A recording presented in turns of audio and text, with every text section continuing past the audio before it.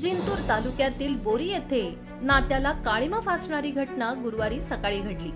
बोरीतील एका शाळेत 9वीत शिकणाऱ्या जयश्री विश्वनाथ वावळ वय वर्ष 16 या मुलीची तिच्याच पतीने धारदार शस्त्राने वार करत हत्या केल्याची घटना घडली। या घटनेमुळे तालुका हादरून गेला आहे। बोरी गावातील संभाजीनगर मध्ये राहणारी जयश्री वावळ हिचा विवाह 2 वर्षांपूर्वी धाराशिव जिल्ह्यातील भूम येथील रोहित गायकवाड वय वर्ष 22 याच्याशी झाला होता। जयश्रीला शिक्षणाची आवड असल्याने तिने माहेरी बोरी येथे येऊन एका शाळेत 9वीच्या वर्गात प्रवेश घेतला होता।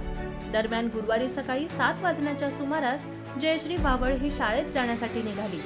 यावेळी ग्रामीण रुग्णालयाच्या पाठीमागील रस्त्याने एकटी जात असताना पाठीमागून पती रोहित गायकवाड याने धारदार शस्त्राने जयश्रीवर वार केले। यात मानेवर व चेहऱ्यावर सपासप वार करीत गंभीर जखमी केलं। यात जयश्री रक्ताच्या थारोळ्यात जागेवरच पडली।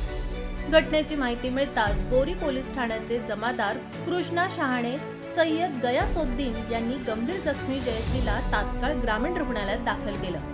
तेथे वैद्यकीय अधिकारी डॉक्टर ज्योती काळे यांनी तपासणी करून पुढील उपचारासाठी परभणी जिल्हा रुग्णालयात पाठवलं। दरम्यान परभणी जिल्हा रुग्णालयात दाखल केलं असता डॉक्टरांनी तपासणी करून मयत घोषित केलं। यावेळी सहाय्यक पोलीस निरीक्षक सरला गाडेकर, उपविभागीय पोलीस अधिकारी पांडुरंग गोफणे यांनी घटनास्थळी धाव घेत पाहणी केली। या घटनेमुळे पालकांमध्ये भीतीचं वातावरण निर्माण झालं आहे।